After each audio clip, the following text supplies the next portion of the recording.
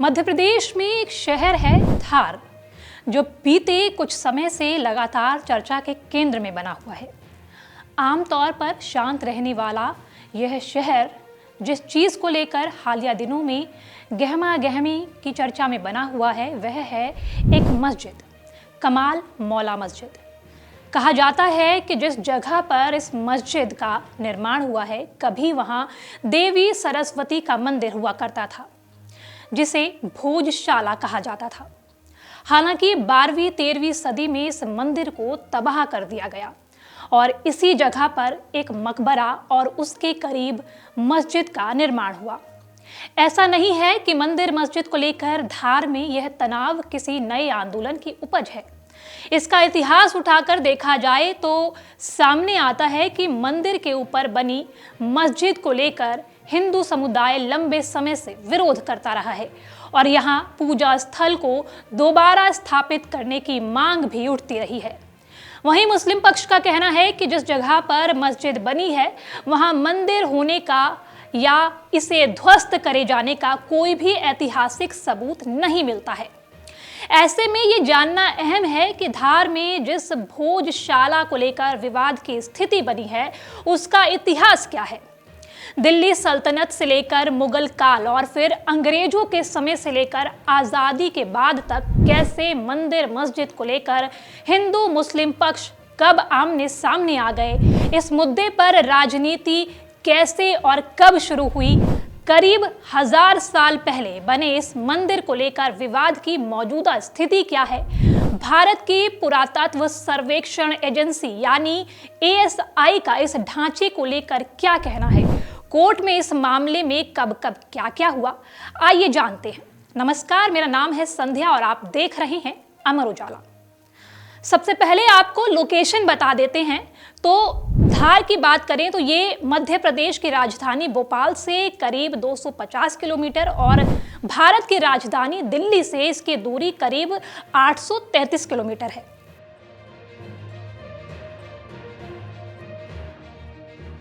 तो दिल्ली सल्तनत, मुगल और ब्रिटिश काल में भोजशाला का इतिहास क्या है। भोजशाला का इतिहास 11वीं शताब्दी से शुरू होता है और यह आज भी आस्था और विवाद के केंद्र में है। दावा है कि सन 1034 भोजशाला की स्थापना परमार वंश के राजा भोज ने की थी, जिन्हें 72 कलाओं का ज्ञाता माना जाता था। सन 1035 में देश भर के राजाओं की मौजूदगी में बसंत पंचमी के दिन 40 दिन के यज्ञ के साथ मंदिर के गर्भगृह में मकराना संगमरमर से बनी मां सरस्वती की प्रतिमा की प्राण प्रतिष्ठा की गई। 1035 से लेकर 1306 से लगभग 270 सालों तक यह विद्या का एक बड़ा केंद्र बना रहा। यहाँ कालिदास, भवभूति, भास्कर भट्ट, धनपाल, मांडुकाचार्य और बाण भट्ट जैसे महान विद्वानों ने अध्ययन और अध्यापन किया। मूल रूप से यह एक मामूली विद्यालय नहीं बल्कि एक भव्य आवासीय संस्कृत विश्वविद्यालय था, जिसकी तुलना नालंदा तक्षशिला से होती थी।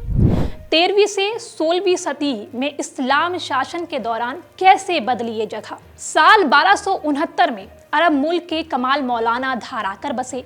वो निजामुद्दीन औलिया के अनुयायी थे। 1305 में अलाउद्दीन खिलजी ने परमारों को हराकर इस क्षेत्र पर कब्जा कर लिया।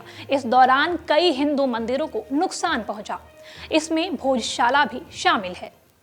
साल 1569 में महमूद शाह खिलजी द्वितीय ने मंदिर को मस्जिद में बदलने का प्रयास किया।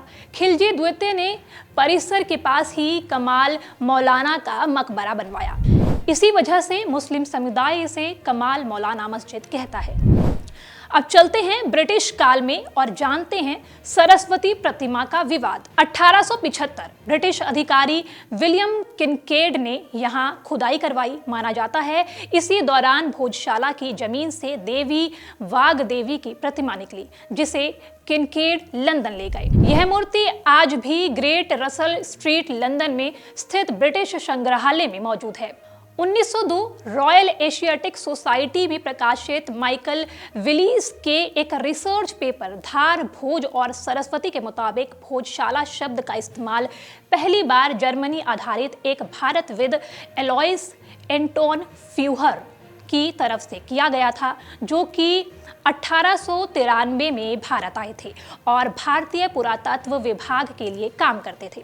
इस पेपर के मुताबिक फ्यूहरर मध्य भारत में इस मस्जिद तक गए और यहाँ उन्होंने मस्जिद को भोजशाला कहा। हालांकि बाद में फ्यूहरर को ASI से हटा दिया गया था। बाद में इस शब्द का इस्तेमाल ब्रिटिश सरकार में राज्य शिक्षा के सुपरिटेंडेंट के लेले द्वारा किया गया, जो कि 1902 में धार में ASI के दफ्तर की जिम्मेदारी संभाल रहे थे। उन्होंने मस्जिद में मिले संस्कृत शिलालेखों की व्याख्या का कार्य भी शुरू करवाया था। यहीं से सामने आया कि जो ढांचा खड़ा है उसमें ध्वस्त किए गए मंदिर के अवशेषों से पुनः निर्मित किया गया है। आजादी मिलने के बाद 1951 में भोजशाला को संरक्षित स्मारक घोषित कर दिया गया। 1952 हिंदुओं ने मंदिर परिसर के पास भोज दिवस मनाने का निर्णय लिया, जिससे क्षेत्र में तनाव पैदा हुआ। जवाब में 1953 में मुस्लिम समुदाय ने उर्स यानी सूफी संत मोइनुद्दीन चिश्ती की जयंती मनाना शुरू किया। अगले कुछ दशकों तक यह व्यवस्था बनी रही कि मुस्लिम समुदाय शुक्रवार को नमाज अदा करता था और हिंदू समुदाय बसंत पंचमी पर पूजा के लिए एकत्रित होता था। 1961 में इतिहासकार डॉक्टर विष्णु श्रीधर लंदन गए और वाघ देवी की प्रतिमा के भारतीय मूल के होने का साक्ष्य प्रस्तुत किया। हालांकि मूर्ति वापस नहीं आई। अब आते हैं उस समय पर जब तनाव चरम पर पहुंचा। 1992 में अयोध्या में बाबरी मस्जिद के विध्वंस के बाद मध्य प्रदेश में दक्षिणपंथी संगठनों ने भोजशाला को पूरी तरह हिंदू पूजा के लिए खोलने, शुक्रवार को नमाज पर प्रतिबंध लगाने और सरस्वती की मूर्ति स्थापित करने की मांग तेज कर दी। 1994 में विश्व हिंदू परिषद की स्मारक पर झंडा फहराने की धमकी के बाद जिले में कर्फ्यू लगा दिया गया था। बाद में दोनों पक्षों के बीच शांति वार्ता हुई और मंगलवार शुक्रवार को प्रार्थना का सिलसिला चलता रहा। 1997 में एक बार फिर विश्व हिंदू परिषद ने स्मारक पर झंडा फहराने का ऐलान किया और प्रशासन ने यहां जनता के प्रवेश पर पूरी तरह से रोक लगा दी थी। अब जानते हैं भोजशाला का वो विवाद जिसने मध्य प्रदेश की राजनीति बदल दी। जनवरी 2003 में इस साल भोजशाला को लेकर तनाव सबसे ज्यादा भड़का। दरअसल यह मध्य प्रदेश में चुनाव का साल था। इसी दौरान बसंत पंचमी पर एक हिंदू संगठन हिंदू जागरण मंच ने विवादित स्थल में घुसने की चेतावनी दी। इस दौरान जब पुलिस की तरफ से संगठन के कार्यकर्ताओं पर जबरदस्त लाठीचार्ज किया गया तो भीड़ भड़क उठी और प्रदर्शन शुरू हो गए। इस दौरान कई पुलिसकर्मी घायल हुए और आगजनी की घटनाएं भी दर्ज की गई। फरवरी 2003 में यह मामला लोकसभा में भी गूंजा, जब विदिशा से सांसद शिवराज सिंह चौहान ने आरोप लगाया कि राज्य सरकार ने भोजशाला में हिंदुओं की एंट्री बैन कर दी, हिंदू आकांक्षाओं को दबाने की कोशिश की है।